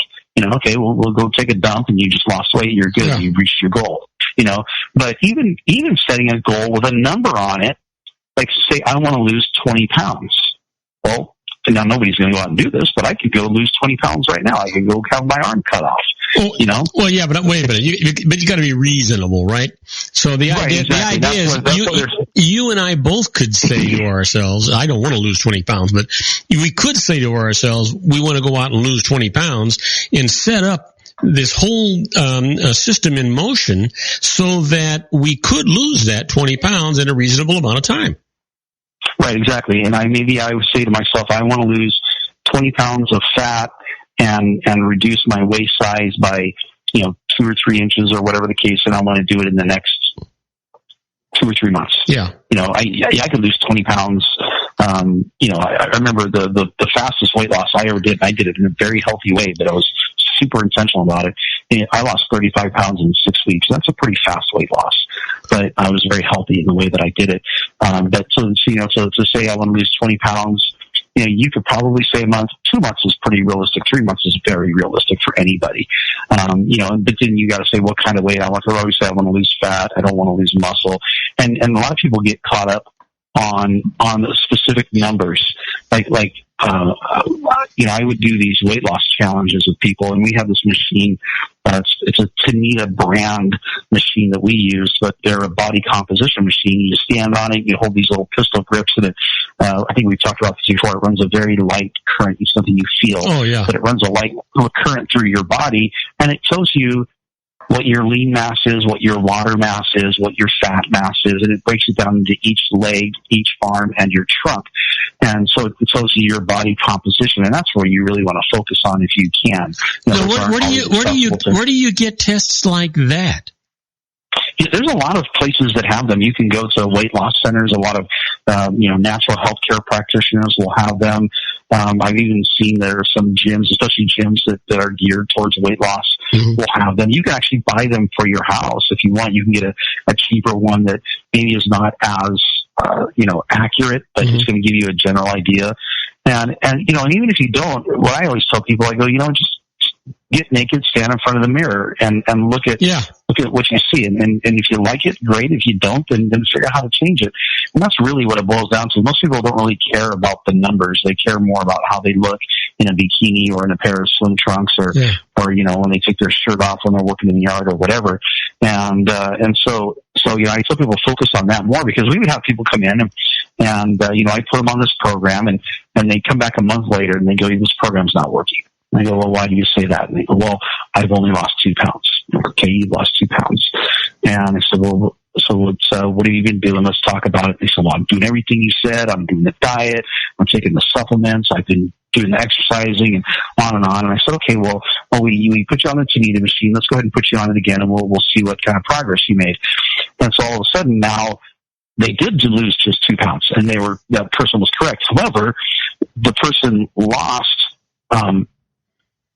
14 pounds of fat, gained 8 pounds of water because they were dehydrated. When they started out, they were at 42% water weight, and now they're up to 50-something percent. They should be up to, or maybe they were at 50 and now they're in their 60s, whatever. You should be about 65% water weight. So they were dehydrated, so now they got more water. They gained 4 or 5 pounds of muscle or whatever the numbers add up to. But what they realize now is, I've only lost 2 pounds, but I gained 12 pounds of lean mass, including water and muscle, and I lost 14 pounds of fat. And that's huge. Yeah, and I lost 6 inches around my middle. And that's exactly what the conversation always leads to. They don't say this in the beginning because they're so focused on the numbers, and they'll go, oh, well, that must be why my clothes are all so loose. Yes, why your clothes are so loose, because lean mass is smaller than fat mass. Fat mass takes up a lot of space. And so, the thing is, make it relevant. Obviously, I want to lose this type of weight, and give yourself a time, and don't kill yourself if you don't make it. Reset your goals. Goals are there to give you something to strive for. If you don't reach it, it's okay to reset that goal. But as they say, it's got to be it's got to be measurable. If you can't measure it, you can't manage it. You know what I'm saying? You know, let me take you into another area just because I want to explore it just a little bit, and it has to do with weight loss, Sean. And I'm thinking about I saw this, and I can't remember the show I saw it on, but it was about this really heavy person. We're talking 300-400 pounds, maybe more, and they went on this diet. It happens that you see these TV shows, these loses weight show type thing, and these people lose tons and tons of weight, but they wind up psychologically damaged because they have this fat skin, maybe not fat skin, but they have this skin that is now can't shrink back to their body size because it's been expanded so much with this exorbitant weight, and the only way they have out of it is a surgical procedure that they can't afford to have it all removed, right? Yeah, and that's going to happen for someone who is very, very obese, even beyond what, the term morbidly obese means 100 pounds overweight. Yeah. Some people are 200 pounds overweight. And so I've even seen people who were morbidly obese lose weight, and they have their skin still, they've taken care of their skin somehow. Well, yeah, but I think what I'm asking you though is, even though they may be physically more healthy, have they really damaged themselves more psychologically to ruin their lives in a situation like that? And the answer is very easily yes in many cases. And that's something that actually I was going to bring up anyway, that is really weight loss in general, but just health overall, is really about mindset. You've got to believe in your ability to do so, and you've also got to believe, hey, even though I've got this loose skin, I'm better off, and I'm a much happier person. I've got, my skin is loose, but I've got more energy. I feel better. I sleep better. Everything about my life, my blood pressure is no longer elevated, on and on and on. For some people, literally it could be something as simple as they're able to actually wipe themselves after they go to the bathroom. Mm-hmm. Because they can't reach back and under there, right? Right, exactly. And so, it's, for something like that, you definitely have to address the mindset. And that might be something that, a person may not even be able to do on their own. Some people can, some people just don't know how. And that's when you go get a coach. If you get a good coach, and I'm always a big fan of coaches, whether it's, for, sports or weight loss or business or life in general. A good coach will help you through anything that you don't understand. If you want to be the best at something, you're eventually going to have to get a coach. Nobody ever made it to the Olympics or professional sports without a coach. Right. Ever. And it's the same thing with anything else. Whether you might have called them something business, they may not have called them a coach, they might have called them a mentor, or whatever. Same thing, though. Finding a good coach, exact same concepts. Someone who understands what it takes to get there and how to get your mindset where it needs to be. And with something like that, that's a big mindset thing, And even if your mindset is okay, I got all this skin, what do I do with it? Well, then you need to start asking questions. Well, okay, I do need to get this surgery, and it is expensive, but how can I make this happen? And if you ask the question enough, the cool thing about the human brain is it likes answering questions. And sometimes the answers may not be what you want to hear, but if you keep asking the right questions, you'll eventually get the right answer. If you ask the wrong question, you go, gosh, how am I going to live with this, flab of skin that I've got all over my body, for the rest of my life when it looks so gross? If you're asking yourself that kind of question, you're going to come up with horrible answers. Yeah. But if you ask yourself, okay, what do I need to do? Who do I need to connect myself with in order to get myself in a position where I can get this surgery done, or where I can get this skin issue taken care of? Mm-hmm. And you can ask yourself the same question with just, well, who do I need to get with to be able to lose this weight? Because I've tried losing weight and I haven't been successful at this point. So really mindset to me is 90% of the battle when it comes to anything in life, whether it's weight loss or building a business or, falling in love or whatever the case might be. Mm-hmm. But certainly when it comes to fitness, they these professional athletes, they mentally go through the movements that they've got to make before they ever make them. They visualize what it would be like to run 100-yard or 100-meter dash, or what it would be like to do these flips on the gym floor or whatever. They visualize it over and over again. and they've actually hooked athletes up to these kind of sensors that they put on their muscles, and as their brain is picturing themselves running a sprint, the synapses are firing off in them. The muscles aren't actually moving, but the sensors, the electronic sensor pads on them can sense the neurons firing in those legs, because the brain is sending that signal. This is how you run. This is that it's not actually doing it so hard that the legs are moving. And so, I wonder how many people that have actually gone and talked themselves into an exercise program or a weight loss program or whatever kind of program they're going into. And maybe let's just take it to the ridiculous. Somebody that wants to improve their vocabulary, let's just say it that way. And they do it, and what winds up happening is in all of these cases, whether it be something with vocabulary or your ability to do math or to speak or public speaking or weight or whatever it might be, you're always your own worst critic. You look at yourself in a way that no one else does, and you see the little imperfections that no one else sees, and it drives you crazy, and that's what you need help with. Yeah, it's exactly what we need help with. And I can remember for years, I used to always say, I was terrible at remembering people's names, and I would say that. I would go, because I'm just so bad at remembering people's names. I would say it to myself either internally, or I would even say it out loud when I was talking to someone. Gosh, I can never remember people's names. What was your name again? Yeah. So I finally said, why did I keep telling myself that I suck at remembering people's names? Why don't I start telling myself that, when I want to, I can remember a person's name, or I remember people's names. And all of a sudden I became better at remembering people's names, because my brain said, well, yeah, I remember names, so that's obviously what I got to do. Kind of like when I was digging that cellar down underneath that. That was the only option. The brain just said the only option is that you remember the names, because you said you remember names. So, and you said whether it's, being good at numbers or increasing your word vocabulary, or, there are exercises you can get. There's books you can go buy, audio books that will teach you. I've actually bought them before. You listen to it. These interesting words. And it's, it's fascinating. So getting that internal dialogue switched around and a lot of us need someone to stop us. I learned I'm a big fan of Tony Robbins. Oh yes, I know, and I know that you are. But you're going to have to take 30 seconds to tell me what we're going to talk about on Thursday. Gosh, yeah, it's Tuesday, isn't it? Yeah. You know what? Thursday, man, I don't know what we're going to talk about on Thursday.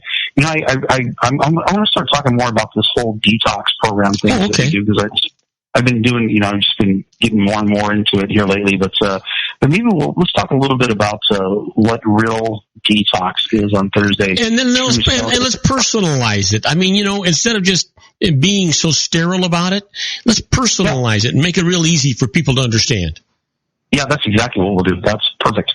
Okay, hey, my friend, you enjoy the magnificent weather that you're having out there in Wichita, 44 degrees and partly cloudy.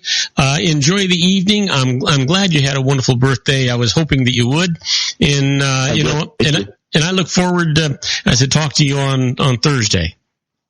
I look forward to it too, Robert. I had a great time today. Thanks, man. You know what? It is. I just one of these days we're going to have to do this 5 days a week. This is unbelievable. I just love being on the air with you. All right, buddy. Have a good evening and stay safe, stay dry, stay cool, and make everybody around you happy. Same to you, Robert. Thank you. All righty. Now, the rest of you folks, stay tuned. Stick around, because when we come back, we're going to do the birthdays for the day, the secret daily teaching for your life, the Harvard business tip of the day, an interesting but useless fact. You're not going to want to miss any of these things. And then after that, we'll do our tribute to the late, great Paul Harvey and the rest of the story. The story today is all in his mind. You're going to find this really fascinating. Don't go away. We'll be right back. If you want to increase your client base and sales, then consider this, the Relationship Building Network at RBN. Given the current economic conditions and challenges, we all need to work smarter, make smarter decisions, invest our hard-earned dollars where it'll yield the best return for our investment. Many business professionals claim that the most effective networking group in Orange County is RBN. No other networking group or organization can offer what RBN offers. Make every year your best year. Join RBN and start reaping the benefits today. Nearly 3,000 businesses have joined RBN and experienced those benefits. Why join RBN? It's one group. It's one membership. It's no renewals. It's all through Orange County. RBN is a freestyle networking group. No mandatory attendance, no restrictions, no rules, and no penalties. Call them at 949-830-5776 or go to their website at rbninfo.com. That's 949-830-5776. If you've ever dreamed of having your own business to make your life secure, you know Water's Edge Wineries might be just the ticket. In 2004, their founder, Ken Leinberger, created the first winery franchise in California. It was a new concept with all of the functionality of a traditional winery, but without the vineyards. They purchased high-quality grape must from one of the largest winemaking companies in the world. Then they craft each wine carefully and bottle it right at their location. The winery was built to satisfy consumer demand for wine by the bottle and by the glass, but still kept the element of allowing customers to bottle their own custom vintage. Now, they're opening urban wineries across the United States under the brand Water's Edge Wineries. If you've ever dreamed of owning your own winery, it may be in reach right now through Water's Edge Wineries. Just give them a call at 909-468-9463, extension 700. That's Water's Edge Wineries, 909-468-9463. Have you ever found yourself caught between a rock and a hard place? The law offices of Blomberg, Benson, and Garrett might be just the answer for you. The attorneys of Blomberg, Benson, and Garrett have been serving the Inland Empire since 1989. They're dedicated to the aggressive litigation of civil, criminal, and real estate matters. Over the years, they have recovered tens of millions of dollars for their clients. The firm's practice specializes in litigation of personal injury, accident, slip and fall, real estate, and criminal law cases. The firm provides clients with the care, accuracy, and dedication of experienced attorneys. Blomberg, Benson, and Garrett is located at 10300 4th Street, Suite 150 in Rancho Cucamonga, California. They've been providing the Inland Empire residents with outstanding legal services for over 25 years. They look forward to providing you with aggressive legal representation. Call them at 909-945-5000, where you can talk to a person, not a machine. That's 909-945-5000, the law offices of Blomberg, Benson, and Garrett. And now let's get back to our show where we talk about politics, money, and you.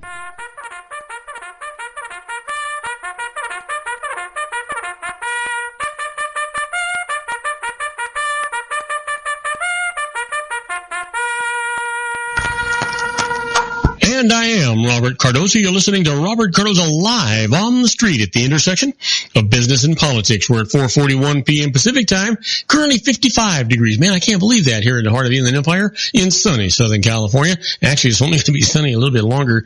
We've had kind of a most of the afternoon kind of dry, but we're expecting big storm hitting again tonight and going through tomorrow and most of the week for that matter.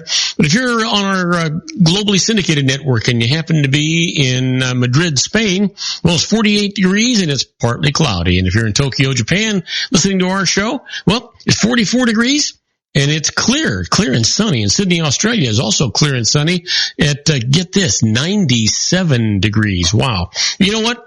We're going to go right straight to the secret daily teaching for your life because, for some reason we were having a problem getting that Harvard business tip in today. So let's do the secret daily teaching for your life. This is all about a positive mental attitude. You know, you decide if you're going to be happy, sad, rich, poor, if you're going to be successful or a failure. You decide how the people around you are going to be. You do it every morning when you look in the mirror and you say, wow, I'm going to have a happy, prosperous, phenomenal, fruitful day today. And I'm going to make everybody around me happy. You decide how it's going to go. Well, the secret for today is when you know that the infinite intelligence of the universe exists, you can tune into it and draw anything from it. The past greats drew what they wanted from the infinite wisdom of the universe and then produced it in our physical world. Although they took inspired physical steps, it was hand in hand with infinite intelligence, and so everything flowed to them effortlessly to create beyond what any human being had conceived before them. That is the secret life tip for the day. And you know what? Let me just give me one more try at this Harvard business tip of the day. I just, it's not, for some reason it's not working. I think we have a problem with our connection. Let's go right to the birthdays for the day. We know what the day is, right? It is Tuesday, January the 10th. There's got to be some great birthdays today.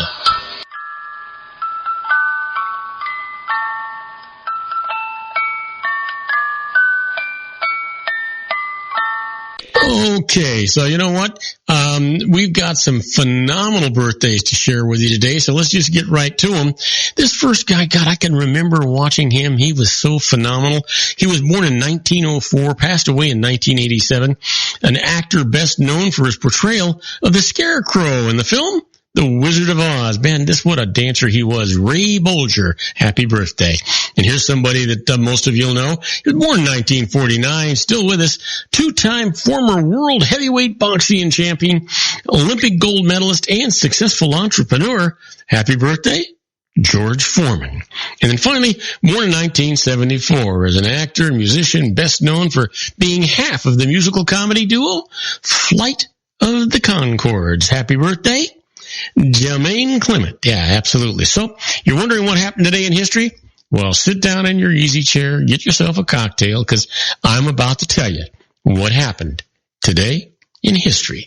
On January the 10th, 1810, the marriage of Napoleon and Josephine is annulled. And in 1901, the first great Texas oil gusher is discovered at Spindletop in Beaumont, Texas. The first one, 1901. Can you believe that? And then finally, on January the 10th, 1982, the Freezer Bowl, the NFL's coldest game in terms of wind chill at a minus 37 degrees Fahrenheit, is won by the Cincinnati Bengals, who defeat the San Diego Chargers 27-7 and advance to Super Bowl 16. Yeah, absolutely. Well, you know what?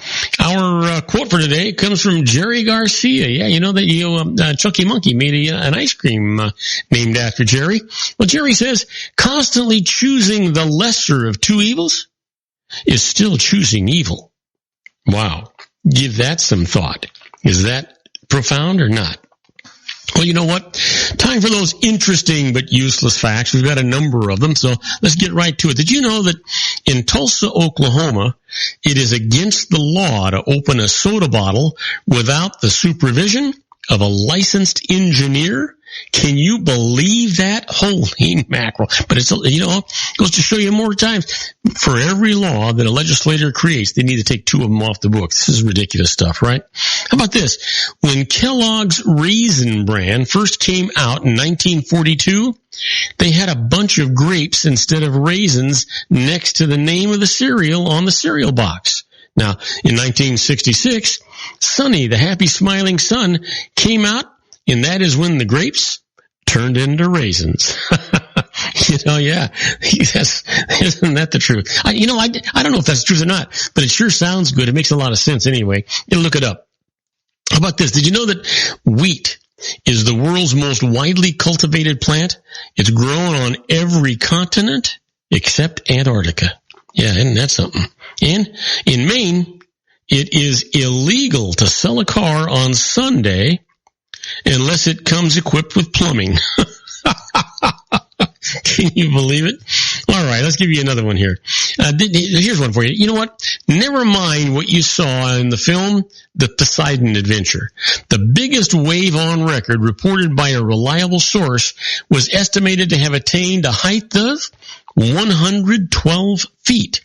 Now, it was measured at some distance, now I hope by a tanker traveling between Manila and San Diego in 1933. The wind was blowing at 70 miles an hour at the time. Wow. Can you imagine that? 112 feet. Holy mackerel. Well, let me leave you with this one. The home team must provide the referee with 36 footballs for each National Football League game. Did you know that? Well, now you do. And we're going to take a short break. When we come back, we're going to do our tribute to the late, great Paul Harvey and the rest of the story. And as I said, the story today is all in his mind. So you're not going to want to miss this. We'll be right back after these brief messages. Isn't it time to shine the spotlight on your expertise? The Interview, starring you. Here's your chance to capture 5 minutes of fame with The Interview. This isn't just any interview. This is your opportunity to showcase your expertise and position yourself as a trusted expert in a one-on-one video interview hosted by Robert Cardoza, host of the nationally syndicated show Robert Cardoza Live and powered by AHA Studios. What is it? A professionally recorded video for your use. Robert Cardoza interviews you on the set where he records his show. Professional interview showcases your expertise and value, shot in a state-of-the-art studio. And what's in it for you?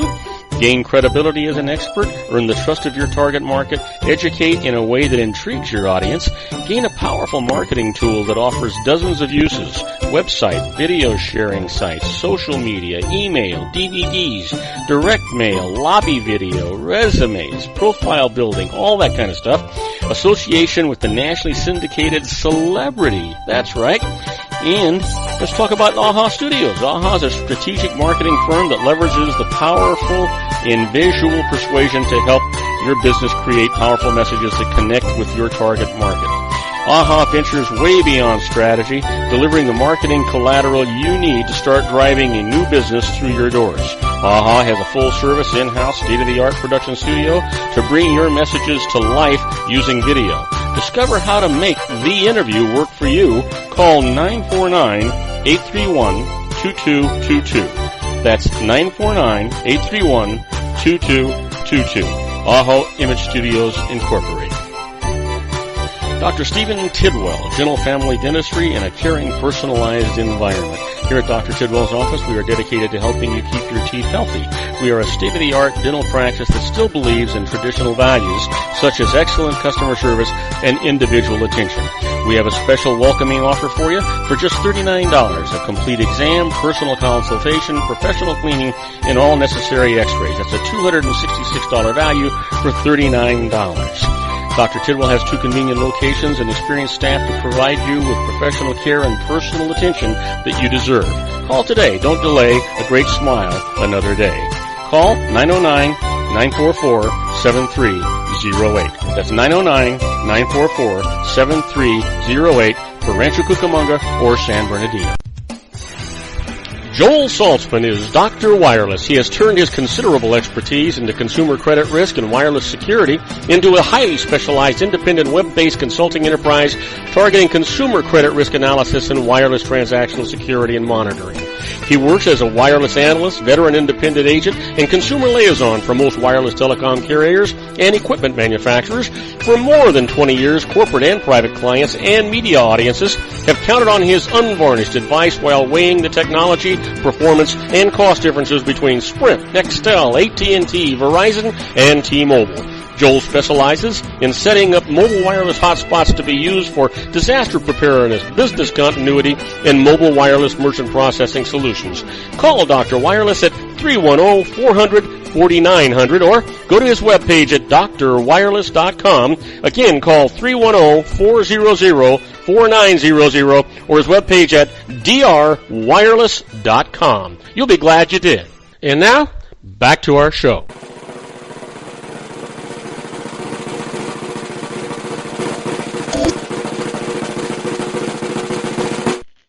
And I am Robert Cardoza. You're listening to Robert Cardoza Live on the Street at the intersection of business and politics. Well, we're coming down to the wire, and at 4:52 p.m. Pacific time, it's still 55 degrees here in the heart of the Inland Empire in sunny Southern California. And if you're listening to us on our globally syndicated network and you happen to be in Auckland, New Zealand, well, it's 73 degrees and mostly cloudy. And if you're in Hong Kong, it's 68 degrees and mostly cloudy. And then if you're in that beautiful Lisbon, Portugal, it's 55 degrees and it is clear. But you know what time it is?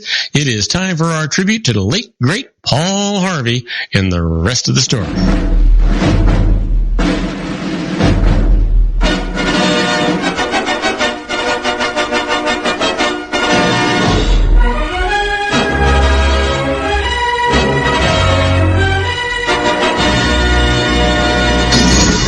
Yes, sir. You know know what? The American Broadcasting Company calls him the biggest voice in America. He's Paul Harvey, and each week millions of listeners, viewers, and readers await his unraveling of the mysteries of events and lives of people past and present.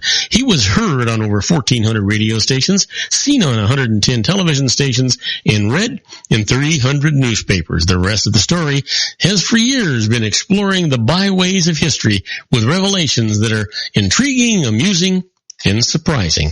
In today's story, well, you've heard me say it, all in his mind. Well, you know what? Benjamin Banneker was a distinguished black scholar. Born in Ellicott, Maryland, he attended private school and later he established his reputation as a mathematician and astronomer with an unsurpassed knowledge of technical diagramming and data. It came as a surprise to no one when Benjamin Banneker was appointed to the United States Secretary of State to select a engineering team of 6 men who would lay the groundwork for a modern city. Today, 750,000 people live in that city, entirely unaware of the fact that at one time every building and byway had been lost and found. It was a logical choice that of renowned scientist, the scholar Benjamin Banneker, to join the engineering team with which would prepare to build a modern city. The internationally respected group of masterminds was to be headed by French architect Charles LaFave. His plan was to be used. An elaborate plan it was, too, filled with futuristic architecture and grand parkways and streets designed to accommodate both beautiful vistas and rapid transit. It was to be a city of contemporary elegance and of communication. Unfortunately for architect LaFave, he soon found himself in the midst of a political scandal. Land speculators wanted to know the prime locations and exact boundaries of the new city. LaFave refused to divulge them until they had become a matter of public record. The city commissioners then accused the architect of attempting to control the distribution of land for his own purposes. And eventually, LaFave was dismissed on superficially unrelated grounds. So, before the land itself had been completely surveyed, the chief engineer and sole architect had returned to Paris with his plans. Well, with the chief engineer gone, the plans for the city were gone. The Secretary of State called an emergency meeting of the commissioners, surveyors, and engineers. Among them was mathematician Benjamin Banneker. The discouraged secretary briefly summed up the situation, advised those assembled that a new plan, a brand new city design would have to be drawn. Were there any suggestions? Well, Benjamin Banneker stood and every eye turned to him as he asked if the old plans had been satisfactory. What difference did it make? Everyone wanted to know. The ream of intricate architecture was on its way back to France, under the arm of the original architect. But Benjamin assured them that he had studied the maps and the plans as they had come from LaFave's drawings, his drawing board, and he, Benjamin, was quite certain that he remembered every detail. The committee's initial reaction to Banneker's bold claim was disbelief that anyone could completely recall the myriad complexities of an entire city. To memorize the architectural details of solitary building would have been a phenomenon all by itself. If anyone's brain was equal to the task, well, Benjamin Banneker's was. Shortly thereafter, the original plans were precisely reproduced. In time, a magnificent city arose from a memory. You may have visited that city. You may have actually lived there. For once upon a time, a man named Benjamin Banneker strode streets of paper, all in his mind, and today those streets are real. We may not remember Ben as the publisher of an internationally respected almanac or as the maker of the first American-made clock. But now we can never forget Benjamin Banneker, the man whose remarkable memory was trusted by Secretary of State Thomas Jefferson. For the plans that Banneker had carried in his mind were those of Washington, D.C. And now you know the rest of the story. Isn't that really something? Well, you don't want to miss tomorrow's story. Tomorrow's story is going to be Androcles Revisited. Androcles Revisited. You don't want to miss it. It's going to be a great story. Now, also tomorrow we're going to be talking about you know what? I think we're going to change things a little bit. I'm going to talk about better email solutions, the best way to email your resume, job interviewer sneaky tricks, and I'm going to talk about a lot more than that, just that. And then we'll have our own Joel Saltzman, Dr. Wireless. He'll be here, and he'll be talking about new wireless technology news. And then I'm going to continue our tribute, like I said, to the late, great Paul Harvey in the rest of the story. We're going to ask you to please tell all your friends about our show here on the RLC Broadcasting Network. Ask them to tune in and to listen to us.